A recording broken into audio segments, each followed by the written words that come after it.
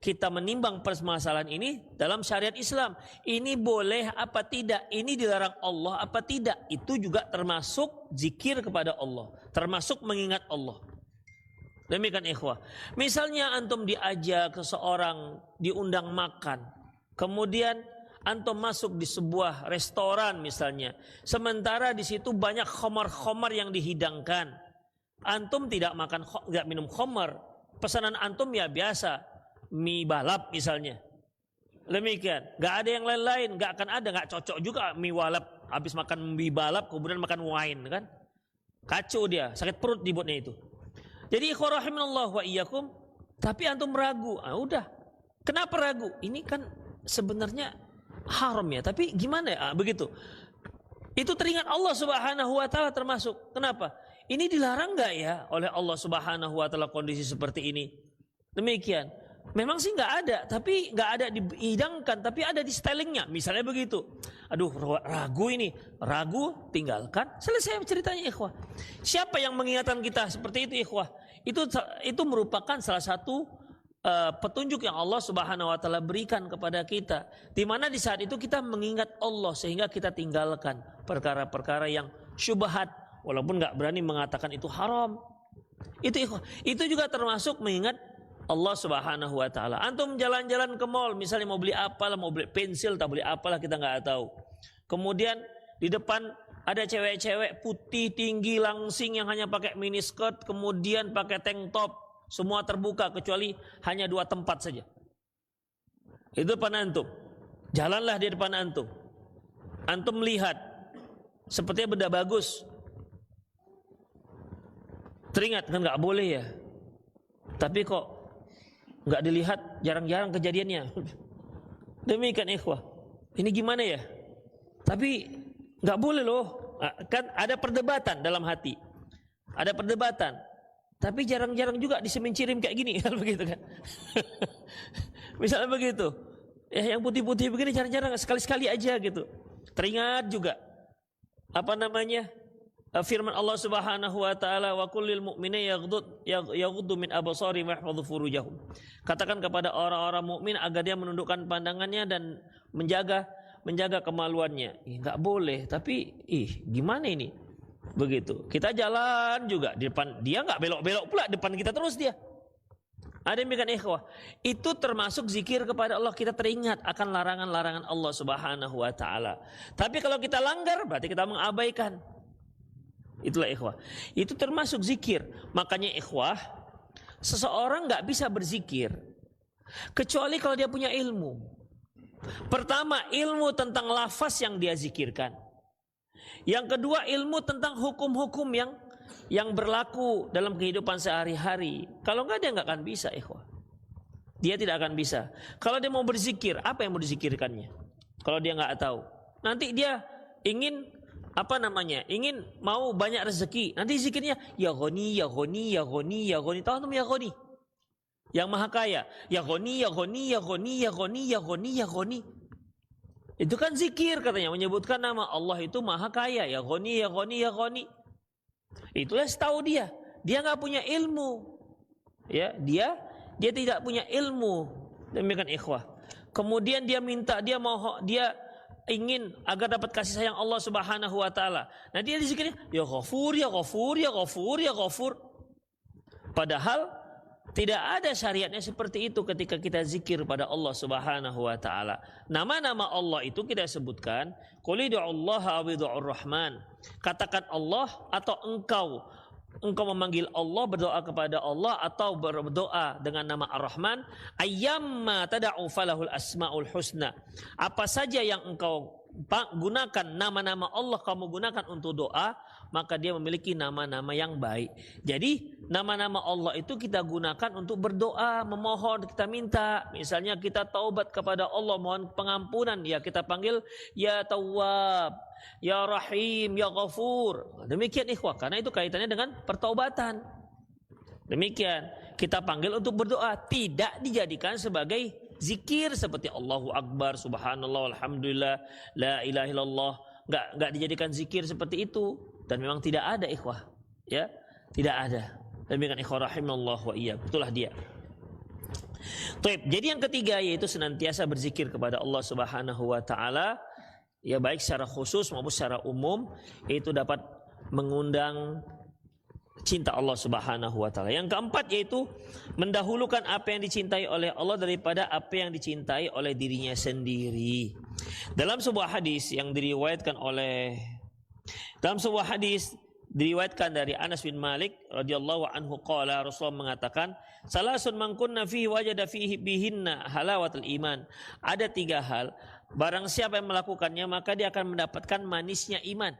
Dia akan merasakan manisnya iman. Yang pertama, ayyakunallahu wa rasulah ahabba ilaihi mimma siwah. Yang pertama yaitu Allah dan Rasulnya lebih dia cintai daripada apapun. Allah dan Rasulnya lebih dia cintai ketimbang apapun.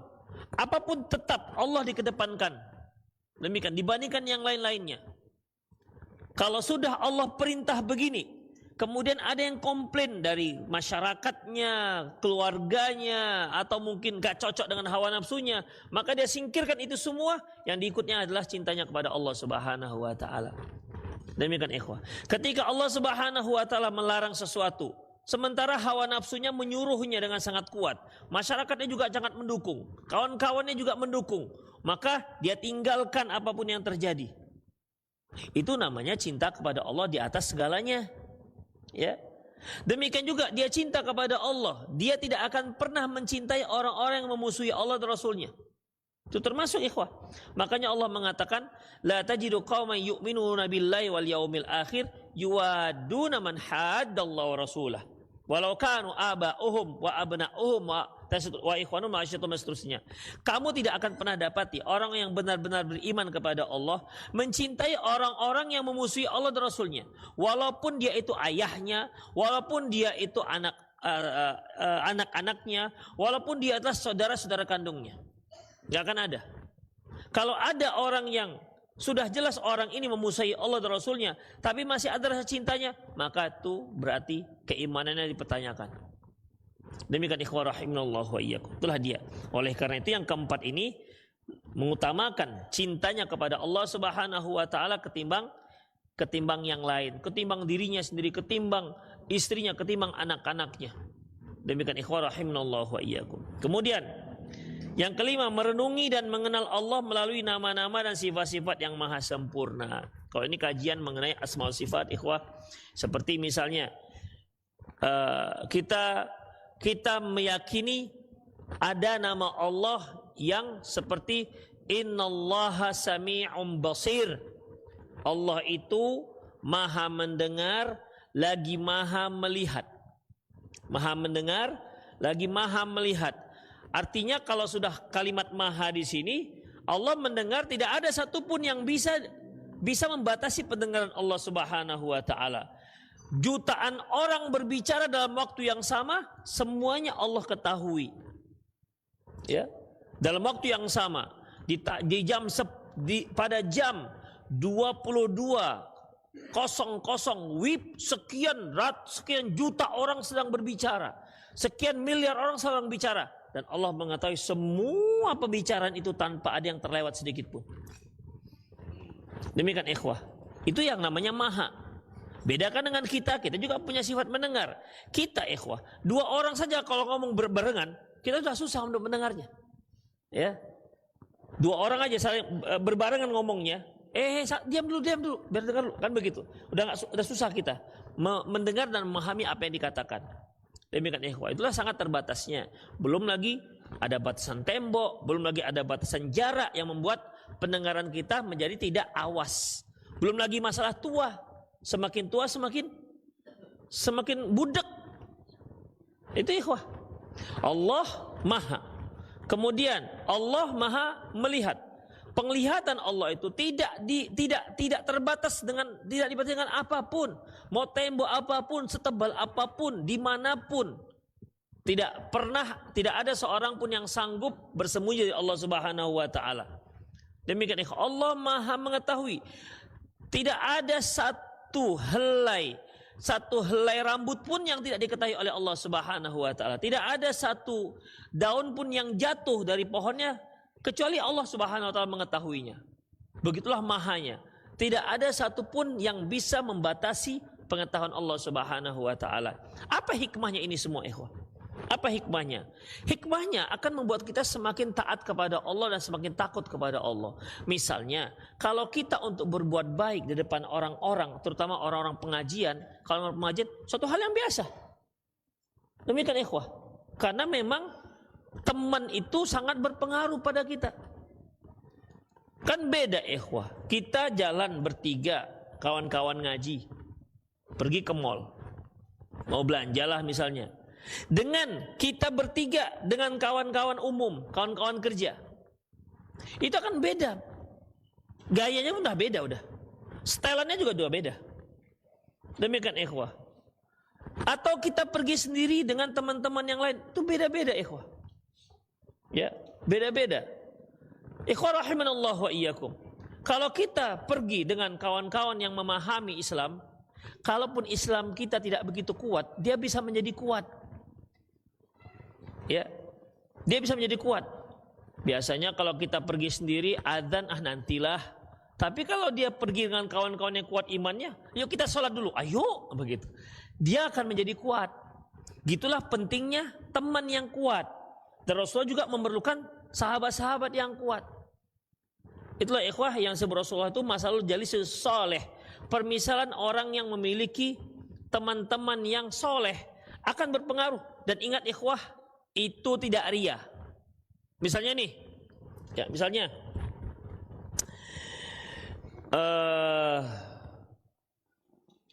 si A misalnya,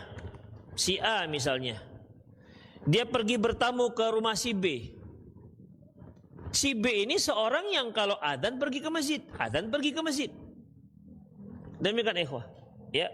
Kemudian si B bertamu, si A bertamu si B. Si A ini biasanya ya sholatnya di rumah. Dia nggak gitu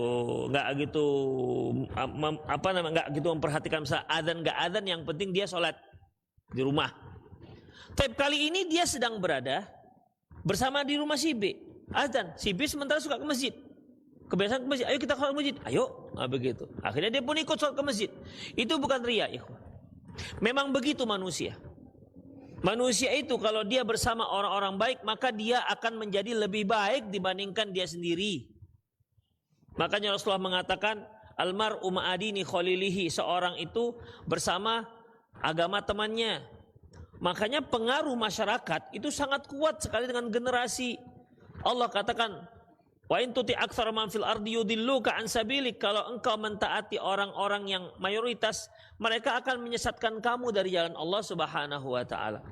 Makanya ikhwah, kalau kita mau jadi baik, pilih teman yang baik-baik, tinggalkan teman yang buru-buru. Jangan lagi suka, ya anggaplah udah menjadi dekat saja dah.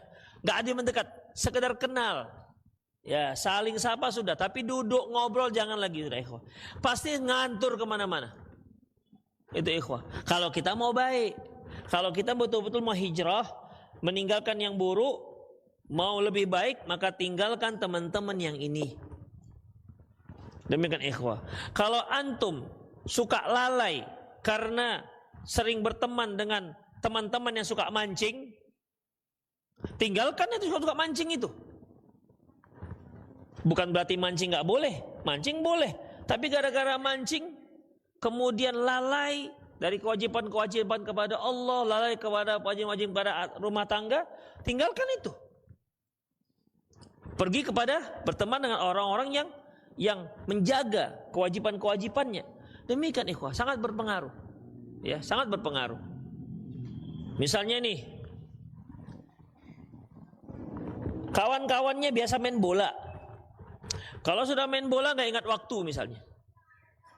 Udah, dan dia tahu itu. Dan dia pun kalau main bola nggak ingat waktu. Maka tinggalkan itu. Cari permainan bola bersama orang-orang yang ingat waktu. Begitu ikhwah. Jadi harus berubah. Kita harus mencari lingkungan yang berubah. Kalau kita mau berubah. Mungkin ikhwan-ikhwan masih ingat tentang kisah seorang laki-laki Bani Israel yang telah membunuh 99 orang, ya kan? Dia tanya, Adakah taubat? Saya sudah membunuh 99 orang, adakah taubat? Karena yang ditanya itu ahli ibadah yang nggak ngerti ilmu. Ya ikhwah, orang baik hanya taunya kebaikan, tidak mengerti ilmu. Ketika mendengar ada orang membunuh 99, kaget dia. Hah? Kamu sudah membunuh 99? Oh, dia jangankan membunuh 99, menyakiti orang pun enggak. Tapi sayangnya dia nggak punya ilmu. Akhirnya 99 orang kau sudah bunuh. Kau mau tobat? Enak aja, itu mungkin gitu kan? Nggak ada tobat. Dibunuh dengan orang ini, genap 100. Pergi dia tanya lagi, ada nggak orang alim yang betul-betul alim? Tanya, dapat. Tanya, gimana? Ada nggak tobat? Ada. Lantas, apa nasihat orang alim ini? Kalau kamu betul-betul mau tobat, tinggalkan kaummu yang buruk itu. Buruk di sini maksudnya bukan buruk wajahnya, tapi buruk agamanya, akhlaknya. Pergi ke kampung fulan, fa'budullah ma'ahum, sembahlah Allah bersama mereka. Ditinggalkannya karena memang dia betul-betul mau berubah. Ditinggalkannya, di tengah jalan meninggal dia, nggak sempat sampai ke kampung berikutnya. Sehingga bertengkarlah malaikat, dua malaikat. Malaikat azab mengatakan ini akan kumasukkan ke azab. Kenapa? Dia belum sempat taubat. Malaikat rahmat mengatakan enggak lah, dia ini perjalanan taubat. Walaupun belum sampai ke tempat tujuan, tapi dia dalam perjalanan taubat. Akhirnya bertengkar. Sehingga Allah Subhanahu wa taala mengutus seorang manusia yang menyelesaikan permasalahan dua malaikat ini. Diukur jaraknya. Kemana yang lebih dekat maka dia ke sana. Kalau dekatnya ke kampungnya orang soleh maka dia akan dimasukkan ke surga. Kalau dia masih lebih dekat kampung orang yang buruk, kampung yang pertama, maka dia akan dimasukkan ke neraka.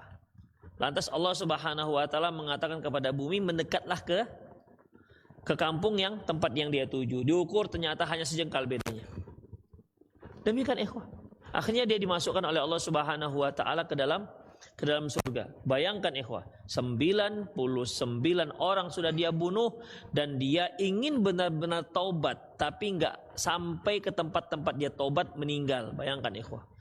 Malaikat aja pun dilema. Bertengkar malaikat. Begitulah ikhwah rahimanallah wa iyyakum. Artinya pentingnya teman-teman, ya, pentingnya teman-teman. Kalau antum merasa pergi sendiri bakal kacau salatnya, bakal lalai, jangan pergi sendiri. Misalnya antum tahu kalau antum pergi dengan istri yang ingatkan, pergi dengan istri. Jangan pergi dengan istri orang, tambah parah. Demikian ikhwah, itu caranya. Supaya jadi ya pertimbangan kita pergi itu yaitu tetap pertimbangannya agama. Antum mau ngapain sekarang? Mau urusan dunia? Pertimbangan pertamanya agama. Kalau saya urus dunia saya ini, tinggal nggak sholat saya? Kalau saya urus dunia saya ini, kira-kira ada nggak yang saya korbankan dari hak-hak orang? Kalau ada, dia nggak lakukan. Kalau nggak ada, dia lanjut.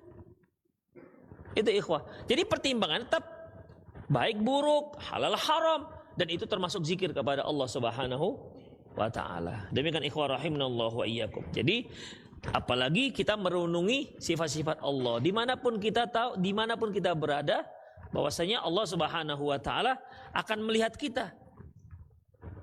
Taib, ketika kita sendiri, kalau kita bersama kawan-kawan yang baik-baik, kita menjadi baik, oke lah.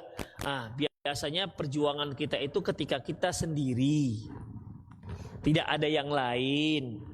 Bersama kita HP, internetnya unlimited, nyantol wifi orang lagi, ya kan? Nggak takut habis paket, ya kan? Habiskanlah di situ ikhwah. Demikian, apa yang dilihat, apa yang didengar, itu semua terkait dengan seberapa jauh keimanan kita terhadap Allah Maha Mendengar dan Allah Maha Melihat. Kira-kira ketika kita sendiri, yakin gak Allah itu Maha Melihat? Yakin kan? Yakin. Tapi lebih banyak kita langgar ketika kita bersama orang-orang kawan-kawan ngaji atau ketika kita sendiri? Sendiri. Demikian ikhwah. Seperti yang cewek yang pakai miniskirt kemudian pakai tank top berjalan depan kita. Kalau dia kuat tetap astagfirullah, karena dengan Allah Subhanahu wa taala. Kalau dia pertengahan astagfirullah. Astagfirullah, astagfirullah. Kalau lempar, nggak pakai astagfirullah pun. Demikian ikhwah. Tapi coba dia bersama kawan-kawan yang ngaji. Iya kan gimana? Dia nggak akan lihat, kenapa? Malu pada kawan-kawannya juga. Boleh nggak malu pada kawan-kawannya? Boleh ikhwah. Nanti kalau dia lihat, apa kata kawan-kawannya? Boleh. Kawan-kawannya mengingat. Kalau dilihat, matamu, asori bakon. Nah demikian. Bisa diingatkan oleh kawan-kawannya. Ada yang ingat, matamu itu jangan lihat itu. Tapi dia ngelihat. Ada juga cari celah, cari peluang. Bisa seperti itu ikhwah. Itulah dia ikhwah. Ya, jadi dalam masalah ini, ya mengingat nikmat-nikmat, mengingat nama dan sifat-sifat Allah Subhanahu wa taala. Kemudian yang keenam, mengingat nikmat-nikmat Allah. Masya Allah, ini luar biasa lagi ikhwah. Mengingat nikmat-nikmat Allah. Ikhwah, kita sebagai manusia biasanya kurang begitu merasakan nikmat Allah, kecuali nikmat tersebut dicabut oleh Allah atau dikurangi oleh Allah Subhanahu wa taala.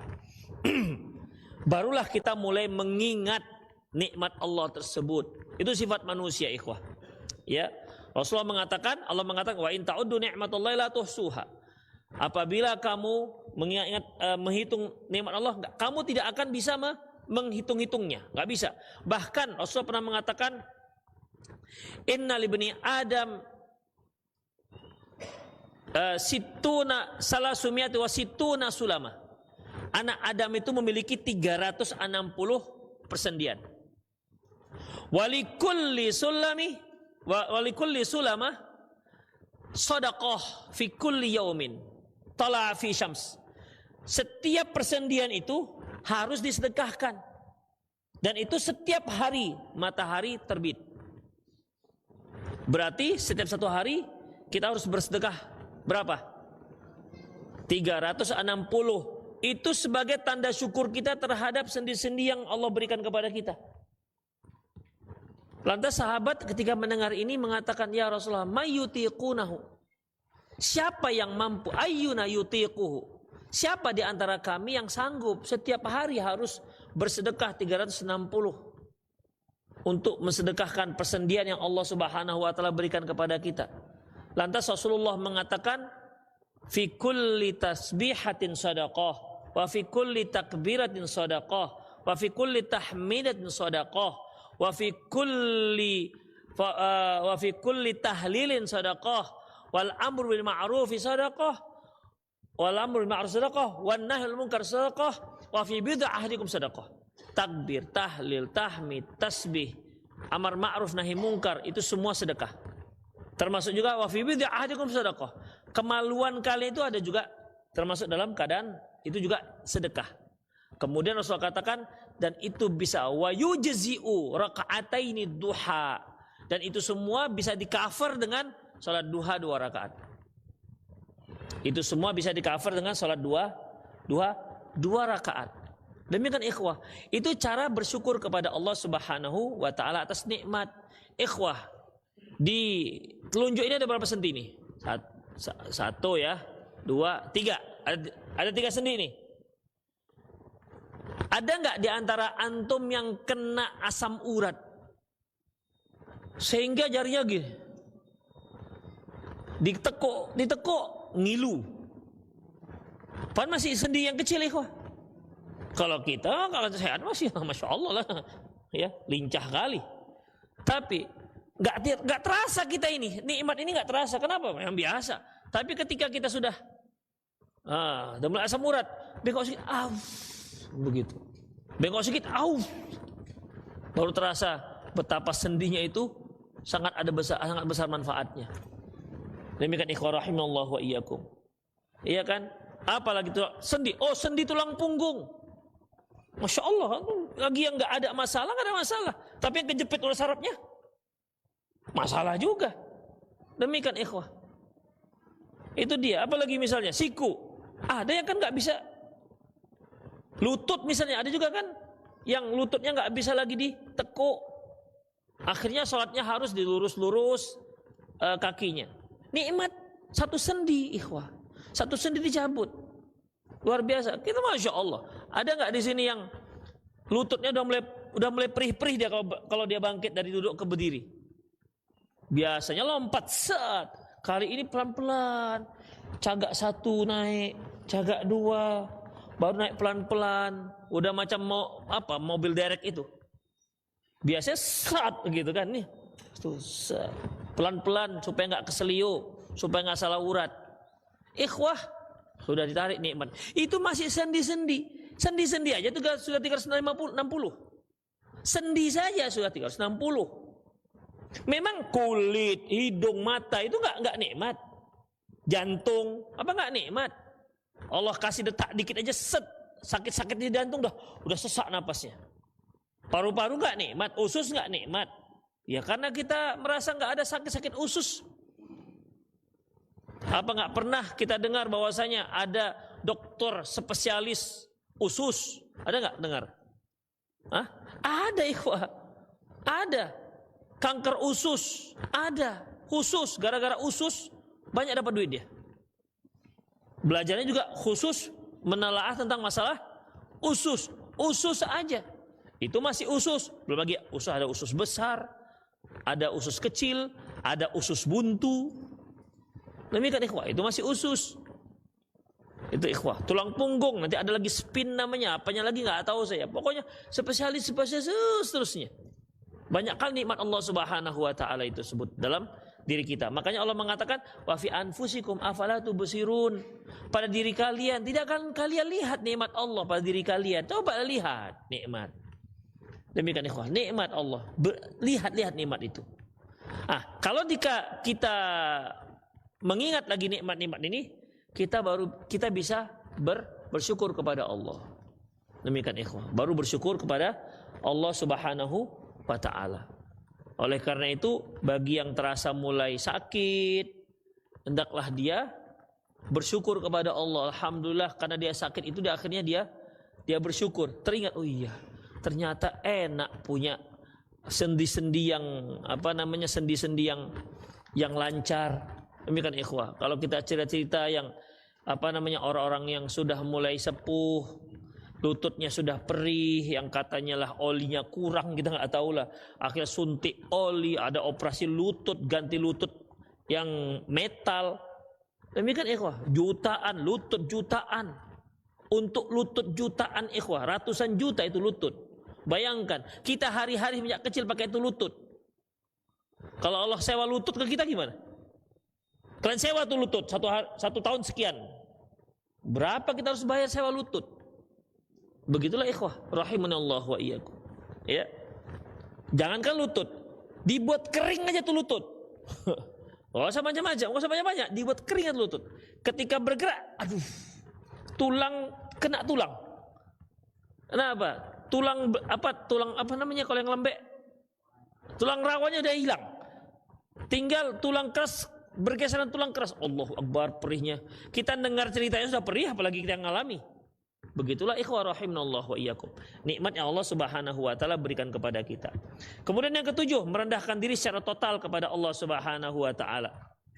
Yang kedelapan yaitu berkhalwat bersama Allah Subhanahu wa taala. Berkhalwat artinya kita mohon pada Allah, bangun di malam hari, kita mohon doa kepada Allah. Memang ikhwah kurang sungguh kita kalau nggak ada masalah. Ya, kalau nggak ada masalah kita kurang sungguh. Tapi coba uang nggak ada, kontrakan 3 hari lagi habis, anak-anak baru ruang sekolah, sudah dapat peringatan dari guru kalau nggak dikeluarkan. Wah, itu saya yakin tahajudnya itu luar biasa. Menetes air, bercurahan air mata itu kan ikhwah. Itu satu kesyukuran ikhwah. Kenapa? Karena akhirnya kan dia kembali kepada Allah. Kalau nggak pernah air matanya itu tercurah karena Allah. Bahagia kali hidupnya. Nggak pernah dia nangis kepada Allah Subhanahu wa taala. Kali ini dia Kali ini nggak ada yang bisa diharapkan kecuali hanya Allah Subhanahu wa taala. Mau ngutang ke orang, Anda mengutang. Utang yang kemarin itu belum dibayar. Demikian. Jadi akhirnya apa? Salat malam. Minta kepada Allah Subhanahu wa taala. Begitu ikhwah. Kalau akhwat biasanya kalau salat malam apa? Kalau suaminya poligami, itu luar biasa salat malamnya. Sepertiga malam terakhir dia bangun. Demikian, ya Allah, begitu ya Allah. Oh, pokoknya doa luar biasa doanya ikhwah. Intinya kita itu bisa berdoa habis-habisan ketika kita tidak punya harapan dengan makhluk. Maka doa kita akan habis-habisan. Ya. Bukan hanya karena doa, nangis habis-habisan. Itulah dia. Kalau seperti itu ikhwah, itu berarti Allah masih sayang dengan kita tuh. Berarti kita masih ingat dengan Allah Subhanahu wa taala. Kalau tidak diberi musibah, nanti kita sombong kali ikhwah. Sebagian ulama mengatakan, kenapa si Fir'aun itu sombongnya seperti itu? Dia katakan, wa ana rabbukumul a'la, aku adalah Tuhanmu yang maha tinggi. Dia itu nggak pernah terkena musibah. Ketetapannya bunuh, katanya bunuh, biarkan, nggak ada yang berani menentang Fir'aun. Orangnya sehat terus, sehingga dia mengatakan, saya ini Tuhan, sepertinya saya ini Tuhan loh, nggak pernah sakit. Ada demikian ikhwan, nggak pernah sakit, nggak ada satu pun yang berani menentang. Kata Fir'aun, kata orang, satu pun nggak ada yang berani menentang. Jadi dia puncak kekuasaan, tidak pernah ada musibah yang menimpa dia. Akhirnya dia pun merasa dia sebagai Tuhan. Wa ana rabbukumul a'la, aku ada Tuhanmu yang maha tinggi. Itu lancangnya Fir'aun. Iblis sendiri merasa hormat dengan si Fir'aun ini. Awak aja nggak berani katanya. Ya, mana ada iblis mengaku sebagai Tuhan kan? Oh, dia ketemu dengan Allah Subhanahu wa taala. Ketika Allah Subhanahu wa taala usir dia dari surga. Wa bi'izzatika qala rabbi, ya Tuhanku. Dia katakan Tuhanku pada Allah. Dia ketemu Allah masalahnya. Bi'izzatika, dengan keagunganmu. La aqudanna lahum siratal mustaqim, aku akan duduk di tengah-tengah jalanmu yang lurus. Itu dia bicara dengan Allah Subhanahu wa taala. Iblis itu ikhwah, ya, karena tidak pernah mendapatkan musibah. Tuh. Jadi makanya Allah katakan, innallaha idza ahabba qauman ibtalah. Allah itu kalau mencintai suatu kaum, Allah akan uji dia. Faman radiya falahu ridho. Kalau dia ridho dengan ujian itu, maka Allah ridho dengan dia. Faman sakhita fa alaihi sukht. Bagi siapa yang jengkel, maka dia akan mendapat kemarahan dari Allah Subhanahu wa taala. Demikian ikhwah. Dan memang manusia itu akan naik derajat kalau dia diuji. Ikhwah, seorang nakhoda kapal dikatakan, tidak pernah seorang nakhoda kapal dikatakan ulung ketika dia hanya berlayar di pinggir-pinggir laut. Justru nakhoda kapal itu dikatakan ulung ketika dia berhasil membawa kapalnya menghadapi ombak yang menggunung. Bahtera tidak pecah, baru dikatakan ulung. Itu ikhwah. Tapi kalau riak-riak kecil, pulang-pulang nakhoda ulung, mana ada ulung itu? Nggak ada si ulung di situ. Kenapa? Karena di pinggir-pinggir, mana ada apa-apanya, nggak akan ulung. Makanya ikhwah, seorang yang dikatakan dia oke ketika dia berhasil melewati cobaan-cobaan yang besar. Ketika melewati cobaan yang besar, maka meningkat. Rasulullah katakan, inna asyaddan nas bala al-anbiya. Sesungguhnya manusia yang paling dahsyat cobaannya para nabi. Jadi semakin kuat keimanan seseorang, semakin kuat cobaannya. Jadi antum mau kuat iman apa enggak? Karena kalau kuat harus banyak cobaan. Gimana kira-kira? Atau mau sedang-sedang aja? Jadi enggak berani kuat iman. Itu ikhwah, itulah dia. Ya, itu sudah ketetapan Allah Subhanahu wa ta'ala. Ikhwah, kalau seorang sudah kuat keimanannya dan dia dicoba oleh Allah, ya dia rasakan juga itu. Tapi karena imannya sudah kuat, ya dia kan hadapi. Ya, dia kan hadapi. Sampai Rasulullah katakan, ajab li amri mu'min. Sungguh mengagumkan urusan orang mukmin. In asabahu syarra fasyakara fakana khairul lah. Kalau dia Allah beri kesenangan, dia bersyukur, itu baik untuknya. Wa in asabahu dharra, apabila dia diberi musibah oleh Allah, fasabara, dan dia bersabar, fakana khairullah, dan itu baik untuk dia. Itu orang mukmin, enggak masalah. Senang oke, senang dia akan bersyukur, susah dia akan bersabar. Makanya ikhwah, Allah mengatakan, wa nabluukum bisyarril khair fitnah. Kami akan coba kalian dengan kebaikan dan kenan keburukan. Jadi ikhwah, sakit itu cobaan, sehat juga cobaan. Demikian, apalagi miskin cobaan, kaya cobaan. Demikian. Lebih banyak mana orang kalah, jatuh dari jalan yang benar? Dicoba kaya apa coba miskin? Hah? Dicoba kaya, ikhwah. Kalau miskin, makanannya sehari 2 kali, kemudian pakai nasi, hanya pakai kecap. Mungkin dia kepingin berzina, ikhwah. Makan aja gak beres. Gak akan mungkin. Mungkin dia, saya mau beju di Las Vegas. Las Vegas, kampung lalang aja susah dia datang. Demikian, karena gak punya pitih. Emang gak sanggup dia. Demikian, ikhwah. Tapi orang kaya, banyak yang bisa dia buat. Langkahnya bisa panjang. Kemanapun dia bisa lakukan. Dia punya pitih, dia punya duit, ikhwah. Ke tempat-tempat maksiat manapun bisa dia. Kenapa? Dia punya duit. Itulah dia. Jadi sebenarnya yang lebih dahsyat cobaan itu orang-orang kaya. Makanya banyak yang berjatuhan ketika dia sudah menjadi kaya. Beda miskin. Orang miskin itu yang fakir dia lebih mudah dekat kepada Allah, ikhwah.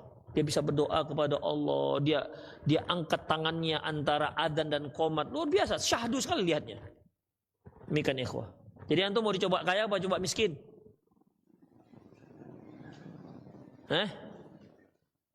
Tuh dari tadi nggak berani jawab.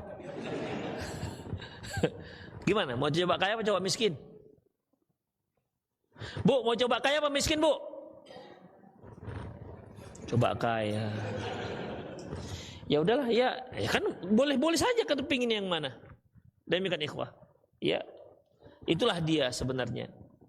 Lebih banyak mana orang berjatuhan? Ketika sehat atau ketika sakit? Ketika sehat, ikhwah. Bukan ketika sakit. Ketika sakit mau kemana dia? Dia nggak bisa berbuat apa-apa. Dia hanya bisa berdoa kepada Allah Subhanahu wa ta'ala. Tapi ketika dia sehat, lincahnya minta ampun. Karena dia sehat, ikhwah. Banyak yang bisa dia lakukan. Banyak maksiat yang bisa dilakukan. Itulah dia. Makanya wa nabluukum bisyarril khair fitnah. Wa nabluukum bisyarril khair fitnah. Ada yang dicoba di masa muda dan dicoba di masa tua. Biasanya banyak yang jatuh di mana? Dicoba di masa muda apa dicoba di masa tua? Masa muda. Kenapa nggak masa tua? Masa tua mau bilang apa, ikhwah? Di saat sudah pensiun, jalan udah gemeter. Baca Al-Fatihah pun alhamdulillah udah gemeter. Apa mau dicoba lagi? Tinggal menunggu terbenamnya matahari.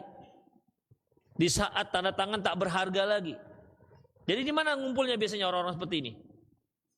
Masjid. Masjid. Kalau antum-antum ngumpulnya di mana? Di pengajian. Paten kali. Di kafe. Saya pernah waktu di Joey Marriott, Cambridge. Di atas itu kan ada restoran. Jadi ada itu kumpulan tua-tua semua. Maksud saya itu 70-an ke atas. Jadi mereka ngumpul macam reuni begitu. Ngobrol-ngobrol. Saya bilang masih sempat-sempatnya 70 itu masih reuni. Ini kalau kepleset dari lift meninggal gimana? Demikian. Masih sempat-sempat kan. Jadi begitu, ikhwah. Makanya karena anak muda itu lebih banyak cobaannya, makanya anak muda yang ibadah lebih besar pahalanya ketimbang orang tua. Orang tua ibadah udah wajar, ikhwah. Dia nggak bisa buat apa-apa lagi selain sholat. Nggak ada cita-citanya, nggak ada dia ingin mengembangkan cita-cita, mengembangkan sayap usahanya, mau buat buka usaha ini, nggak ada lagi, udah nggak punya tenaganya. Itu, ikhwah. Makanya anak muda ini kalau dia taat lebih besar pahalanya dibandingkan orang tua. Demikian, ikhwah. Lebih besar mana dosanya? Anak muda berdosa atau orang tua yang berdosa? Orang tua yang berdosa, ikhwah. Iya, orang tua berdosa itu memang betul-betul kurang ajar tuh orang tua kalau berdosa itu. Makanya Rasulullah katakan, salasun la yukallimuhumullahu yaumal qiyamati wa la yuzakkihim wa lahum adzabun alim. Ada 3 orang. Allah tidak akan sucikan dia. Allah tidak akan lirik dia. Allah tidak akan lihat dia, dan untuk dia disiapkan azab yang pedih. Apa itu, ikhwah? Syekhun zani, orang tua yang berzina. Orang tua yang berzina tuh modalnya apa coba? Anak muda berzina masih kuat, dia masih strong, sawat masih kuat. Tapi kalau orang tua Ini kan pasti minum obat dia nih. Tongkat Ali, tongkat apa lagi? Demikian kan, untuk menyalurkan syahwat yang parah itu ikhwah. Makanya Allah sangat marah dengan orang tua yang seperti ini.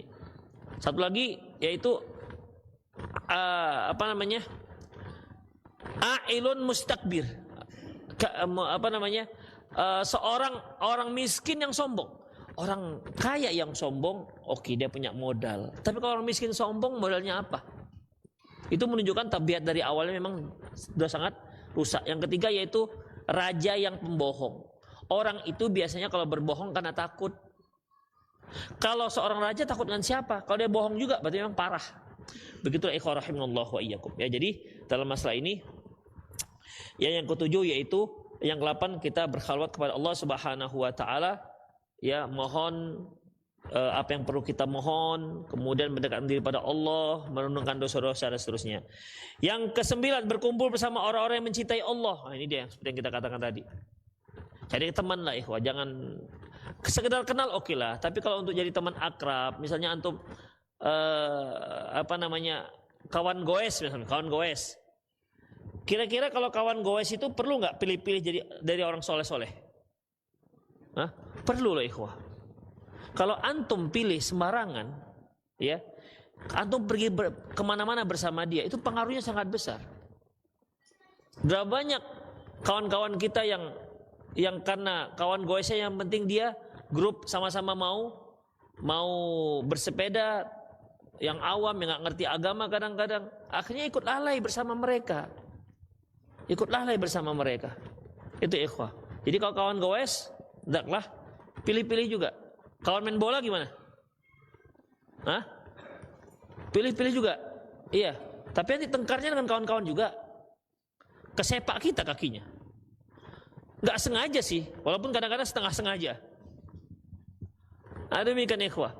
Juga harus pilih-pilih. Apalagi biasanya yang kita harus pakai kawan. Jogging pakai kawan. Bisa gak ya kalau joggingnya? Fitness? Enggak lah. Apa kira-kira? Intinya begitulah ikhwah. Upayakan kalau bisa setiap kegiatan kita itu kawannya kawan-kawan yang soleh-soleh, itu ikhwah. Sehingga kita bisa ikut tetap terjaga. Kalau kita yang lupa, dia yang mengingatkan, udah masuk waktu sholat nih, gitu kan. Udah masuk waktu sholat, akhirnya kita, iyalah sholat kita dulu, demikian. Coba kalau sendiri, siapa yang mengingatkan? Demikian ikhwah. Goes, angin asyiknya gitu kan, dari jam 11, tiba-tiba, udah maghrib, nggak tahu kan. Misalnya sangat asyiknya maghrib tuh lupa dia zuhur asarnya. Demikian ikhwah, ya. Kemudian menjauhi hal-hal yang dapat menjauhkan hati dari Allah Subhanahu wa taala. Tapi itu saja, semoga bermanfaat. Ada yang mau bertanya silakan. Atau di 0813 600 600 61. Masyaallah udah banyak ini.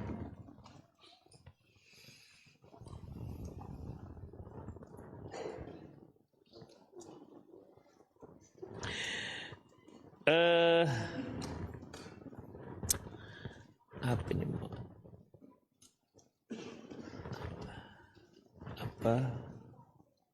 Ustadz, apakah ada rentang waktu membaca zikir pagi petang, misalnya dari jam berapa sampai jam berapa? Allahu a'lam bishawab. Allah mengatakan, fasabbih bihamdi rabbika qabla tulu'isy syamsi wa qabla ghurubiha. Dan hendaklah kamu bertasbih kepada Allah sebelum matahari terbit dan sebelum matahari terbenam. Jadi untuk zikir pagi sejak setelah sholat subuh sampai matahari terbit. Adapun untuk zikir petang setelah sholat asar sampai matahari terbenam. Allahu a'lam bishawab.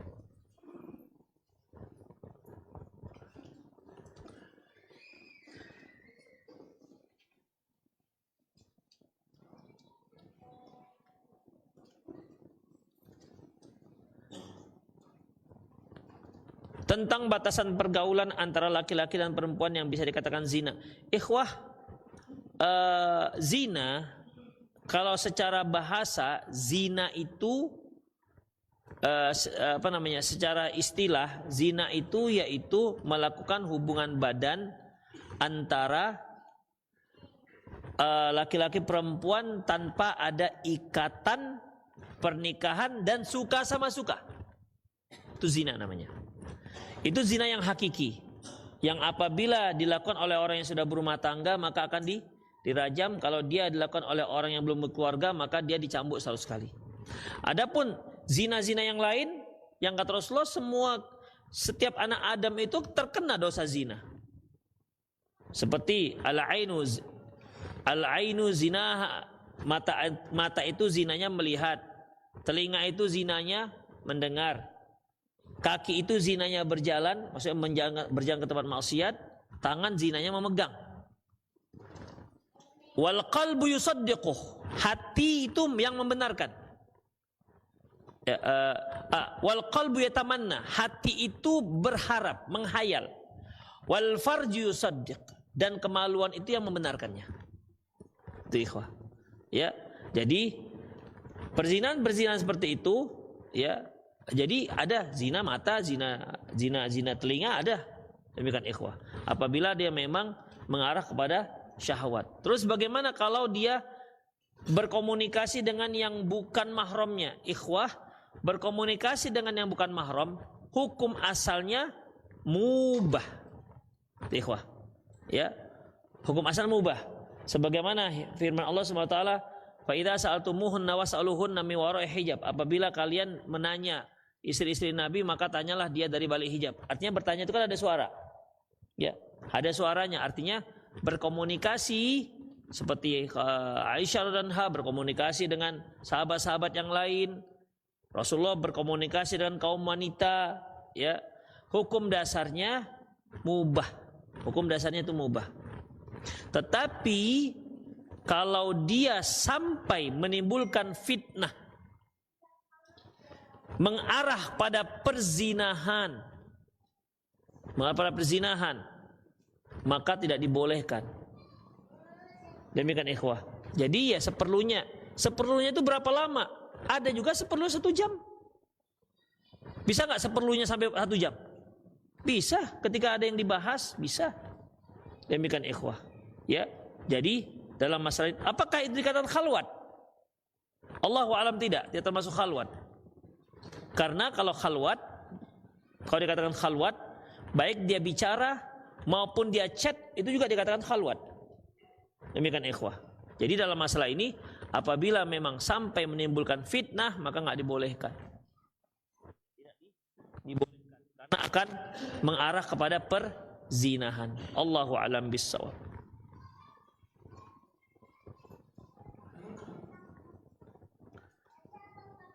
Ada yang mau nanya langsung ikhwah? Hukum seorang yang beragama Islam ikut investasi peternakan babi. Yang betul aja lah.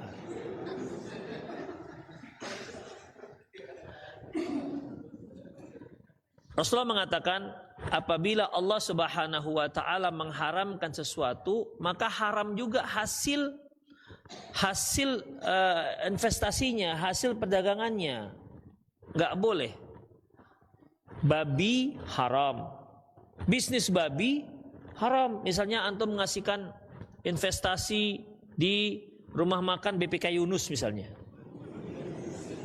Misalnya tuh, udah. Itu investasi haram. Karena BPK itu babi Pangangkaru, bukan Bapak Yunus.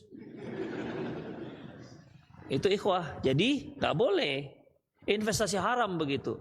Apa saja kalau dia usahanya haram, maka misalnya yang dijualnya haram, maka nggak boleh investasi di situ. Hasilnya juga akan menjadi haram. Misalnya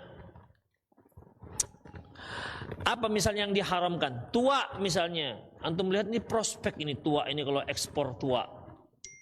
Demikian. Tua haram, nggak bisa antum investasi di situ. Itu ikhwah. Kan misalnya kalau di Riau itu kalau kita buka ladang sawit, salah satu hamanya itu hama babi. Kalau sawitnya masih sawit-sawit masih kecil, masih bibit, itu babi banyak makannya. Akhirnya diburu babi dapat misal 11 ekor, 10 ekor. Terus di babi diapain? Di kampung sebelah banyak orang-orang Kristen. Sebagian orang Islam itu menjual babinya itu. 1 ekor 200.000, 250.000, senanglah mereka kan. Demikian ikhwah. Boleh nggak dia ngambil? Nggak boleh ikhwah. Taib, nggak diambil lah, kasihkan aja boleh nggak? Telepon, bang, suka babi nggak? Ih, suka lah, siapa bilang? Tahu nanya katanya nih. Gimana nggak boleh? Jadi gimana? Tanam aja udah. Ya, jangan dikasihkan ke mereka. Demikian ikhwah. Ya. Jadi nggak usah mikir ya, walaupun prospek itu investasi jual babi.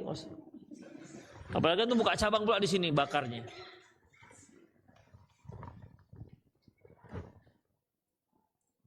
Apakah hukum sunat bagi anak perempuan? Ikhwah, para ulama berbeda pendapat tentang bukan sunat namanya khitan. Tentang masalah hukumnya. Sebagian mengatakan wajib, tapi jumhur mengatakan sunnah. Enggak sampai wajib. Karena Rasul mengatakan idzal taqal khitanan faqad idzal taqal khitanain faqad wajibal ghusl. Apabila dua khitan bertemu, maka dia wajib mandi, maka dia harus wajib mandi junub.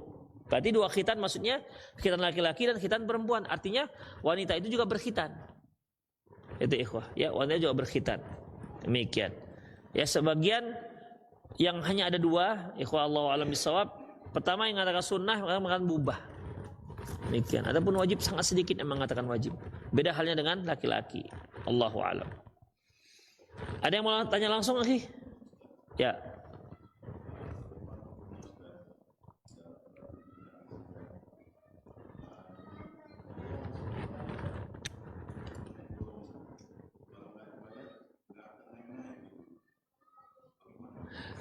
Pemerintah punya aturan enggak? Biasanya kalau dia sudah aktif 4 tahun sekali atau 3 tahun sekali naik golongan, ada enggak?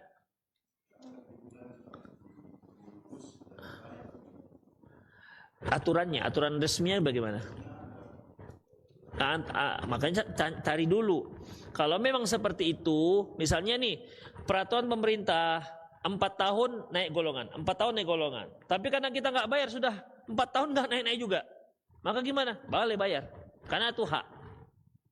Tapi kalau nggak ada masih 3 tahun sogok angka naik, maka nggak boleh. Kalau yang tadi itu 4 tahun nggak dinaikkan juga karena nggak bayar, kita yang dizolimi. Itu namanya dizolimi. Tapi kalau memang kalau memang belum lagi saatnya kita nyogok kemudian naik golongan, itu riswah. Ar-rasi wal martashi fil nar. Orang yang memberi sogok dan menyogok itu tempatnya neraka. Sama seperti misalnya terjadi accident. Yang pelaku dengan korban sudah cincai-cincai, sudah damai. Tapi sepeda motor dibawa ke polisi misalnya. Kira-kira ketika kita ambil, Pak, kami sudah selesai, Pak, antara saya dengan korban sudah selesai. Dah nih, tangan ini semua udah oke. Tinggal ngambil sepeda motor. Kira-kira gratis ngambilnya? Hah? Itu sepeda motor antum, gratis, bayar. Kalau nggak dibayar, keluar. Batangnya yang keluar. Iya, knalpot copot. Karburator copot. Begitu ya. Jadi gimana, boleh nggak kita bayar supaya keluar sepeda motor kita? Boleh, karena itu hak kita. Nggak ada yang terzolimi dengan kita membayar itu. Ya kita yang dizolimi karena kita harus dibayar. Karena kita mengambil punya kita. Kenapa harus bayar? Demikian ikhwan. Jadi macam tadi itu kalau dia sudah memang sesuai aturan 4 tahun sekali, dia seharusnya naik pangkat, tapi tak juga dinaik-naikkan, boleh dia bayar. Karena sebenarnya itu hak dia. Tapi kalau belum, makanya diperhatikan dulu peraturan yang berlaku. Kenapa orang yang ahli berbuat dosa itu awet hidupnya sampai dekat ajal pun tak mau bertaubat? Sedangkan orang-orang hijrah yang buruk menjadi baik, memiliki kekuatan iman sangat kuat dari awalnya di jalan beriman. Pertanyaannya apa ya? Cepat meninggal mungkin dia. Itu kaidah siapa yang buat? Demikian. Kaidah mana yang buat? Gak ada seperti itu, ikhwah. Tidak ada kalau dia orang buruk, pendosa maka sampai tua. Kalau orang baik-baik maka cepat dipanggil. Sebenarnya kita sih yang buat itu, ikhwah. Jadi seorang teman kemudian suaminya meninggal masih 40, kita selalu mengatakan, iya Masya Allah, berarti bapak ini orang baik, jadi Allah sayang pada cepat dipanggilkannya. Jadi karena dia orang baik, Allah sayang dengan dia, jadi dia dipanggil cepat. Kan jadi susah orang mau jadi orang baik. Takut cepat dipanggil. Kan gitu jadinya ikhwah. Ih, repot juga jadi orang baik ini. Cepat dipanggil. Anak masih kecil-kecil. Ini kan gara-gara kita juga ikhwah. Gara-gara kita memberikan statement yang salah. Efeknya berbahaya seperti itu. Itu dia ikhwah. Jadi seolah-olah yang cepat meninggal itu orang baik-baik. Yang lama meninggalnya ya kan nuduh namanya itu kan. Kan menuduh. Allahu a'lam bishawab. Ustadz, ada tanah yang dibebaskan dari donasi wakaf. Di tanah tersebut ada bekas kolam yang ada ikannya. Lalu panitia hendak menguras kolam mengambil ikan. Kemudian konsepnya, apakah hukumnya berlaku untuk ikan yang dimakan oleh panitia? Ikhwah, itu sudah termasuk semuanya, sudah ma'ruf itu. Ya, kan ada kolam mungkin pasti sudah bicara lah itu masalah itu. Ada ikhwah yang namanya hukum al-'adatu muhakkamah, kebiasaan yang sudah menjadi ketetapan hukum. Misalnya ikhwah, antum beli sapi. Antum beli sapi ada tali enggak? Ada talinya. Talinya antum beli enggak? Enggak ada transaksi tali sapi. Aku membeli sapi dengan talinya ya. Talinya itu sama sekali tidak pernah ada transaksinya. Tapi tali itu sudah termasuk harga sapi. Demikian ikhwah, termasuk harga sapi, nggak perlu dibilang-bilang itu sudah termasuk harga sapi. Karena umumnya orang beli kambing, beli sapi itu pakai tali. Demikian ikhwah. Kecuali kalau dia mencuri tali. Hah? Kenapa? Mencuri tali, di ujungnya ada sapi. Itu baru dia dikatakan nggak mencuri tali dia, tapi mencuri sapi. Demikian, aku curi tali kok. Salah dia, kenapa sapinya ngikut? Demikian, Allahu a'lam. Ya, nah kalau demikian juga masalah kolam, ya sama seperti itu. Tapi ada baiknya, ini gimana nih, kolam-kolam ini gimana? Udahlah ambillah, biasanya maklum sama maklum itu.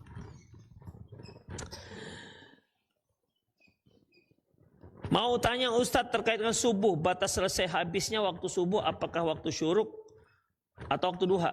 Salat subuh itu habisnya ketika matahari terbit, bulatan matahari muncul, habis waktu subuh, ya, bukan duha. Ustadz, saya rutin donor darah di salah satu masjid dan setelah donor darah ada kasih makanan dan cemilan bingkisan untuk di bulan ini sponsori oleh satu calon wali kota, ya, ada bingkisannya dan anak tanyakan bolehkah kita menerima bingkisan tersebut?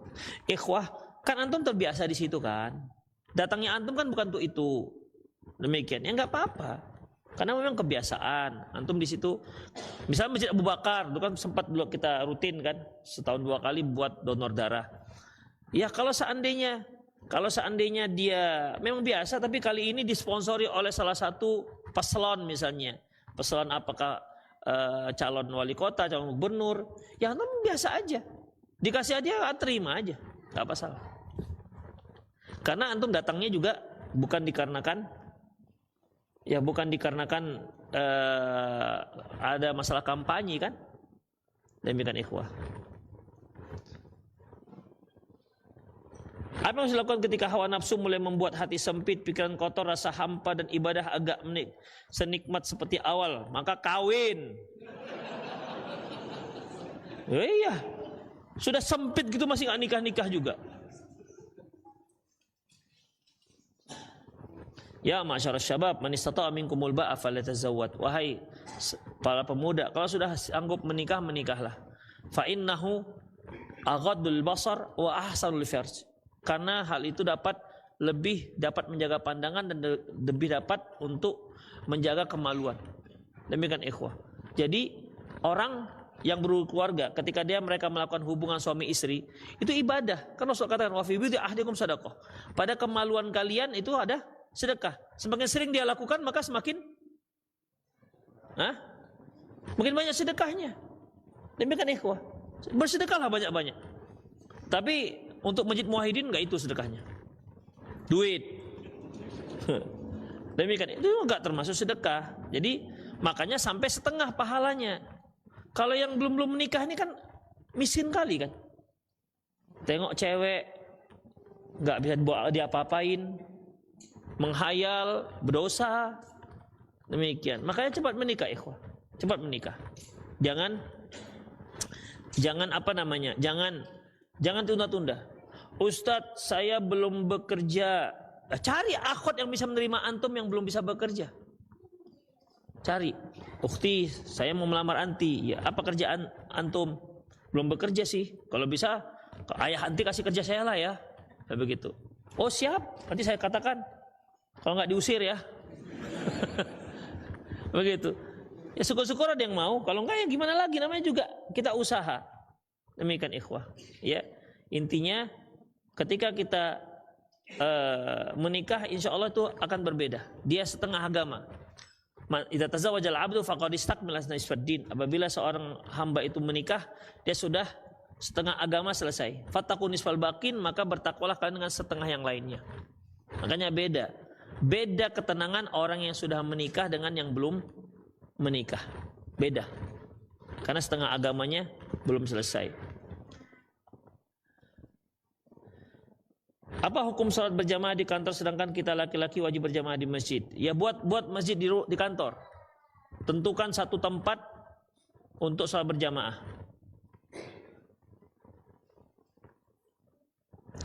Di rumah masih ada kendi-kendi hiasan-hiasan bertulis Al-Quran, termasuk hiasan dinding Asmaul Husna. Maka kalau kita buang, bagaimana caranya? Apakah adab-adab terhadap tulisan Al-Quran? Ikhwah, dipecahkan aja, insya Allah. Kalau dipecahkan itu hilang. Dipecahkan halus begitu, insya Allah bisa. Ya, kalau dia berupa kertas dibakar, begitu. Allahu a'lam bishawab. Satu lagi, Ustadz, bolehkah kita sholat di musola? Ya boleh sholat di musola. Rasulullah mengatakan, ju'ilat liyal ardu masjidan wa tahura. Allah telah beliau mengatakan bahwasanya ju'ilat liyal ardu masjidan wa tahura. Allah telah menetapkan untukku bumi ini masjid, artinya tempat sholat, wa tahura, dan alat untuk bersuci. Jadi di mana saja dia waktu sholat, dia di situ ada masjidnya, di situ ada tempat sucinya. Artinya dia bisa sholat di situ. Beda halnya dengan orang-orang selain Muslim, dia harus sholatnya itu harus di gerejanya atau di sinagognya dan seterusnya. Islam gitu. Jadi kalau antum memang punya musola, ada musola, sholat di musola boleh silakan berjamaah. Ikhwah, kalau musola itu kan kita definisikan masjid kecil ya, yang tidak ada sholat Jumatnya, itu masuk dikatakan masjid. Itu musola itu masuk dikatakan masjid. Kalau dalam bahasa Arab, musola itu artinya lapangan tempat sholat. Lapangan tempat sholat, bukan masjid. Kalau kita kan, kalau masjid kecil itu dikatakan musola, manasakh, surau, langgar. Nah itu dia. Ya. Dan itu semua termasuk dalam kategori masjid. Boleh antum sholat di situ. Dan tentukan jamaahnya, kumandangkan adzan di sana. Ya, jika memang di situ tidak ada masjid. Oke, ikhwah, itu saja. Semoga bermanfaat. Aku lu qauli hadza. Udah 9:30. Ya Allah.